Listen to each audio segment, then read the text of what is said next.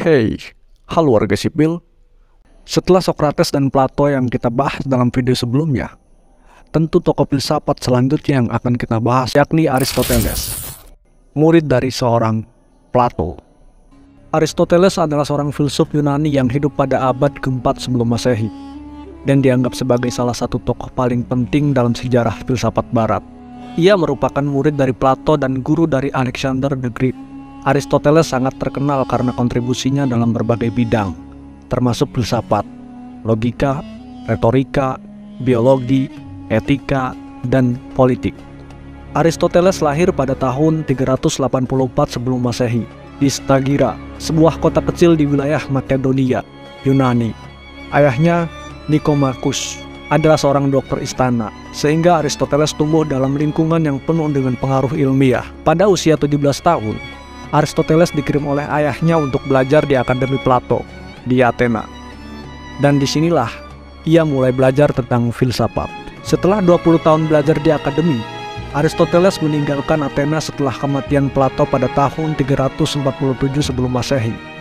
Ia kemudian pergi ke Asia Kecil dan melayani sebagai penasehat untuk Hermias, sehingga seorang penguasa di kota Assos. Di sana, ia bertemu dengan Pythias, putri Hermias, yang kemudian menjadi istrinya. Pada tahun 343 sebelum Masehi, Aristoteles diundang oleh Raja Philip II dari Makedonia untuk menjadi guru pribadi putranya, Alexander the Great. Selama 7 tahun ia mengajar Alexander, sebelum kemudian kembali ke Athena pada tahun 335 sebelum Masehi untuk membuka sekolah filsafatnya sendiri, yang dikenal sebagai Lyceum. Di Lyceum, Aristoteles mengembangkan sistematisasi ilmu pengetahuan dan menjadi terkenal sebagai ahli logika, etika, dan politik. Aristoteles meninggal pada tahun 322 sebelum Masehi, di usianya yang 62 tahun, ketika sedang mengajar di Lyceum.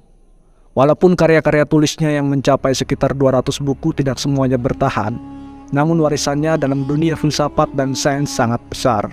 Beberapa karya terkenal dari Aristoteles antara lain Organon, yang membahas tentang logika, fisika, yang membahas tentang alam semesta, metafisika, yang membahas tentang eksistensi dan hakikat dari segala sesuatu, etika, Nicomachean, yang membahas tentang etika, dan politik, yang membahas tentang sistem politik.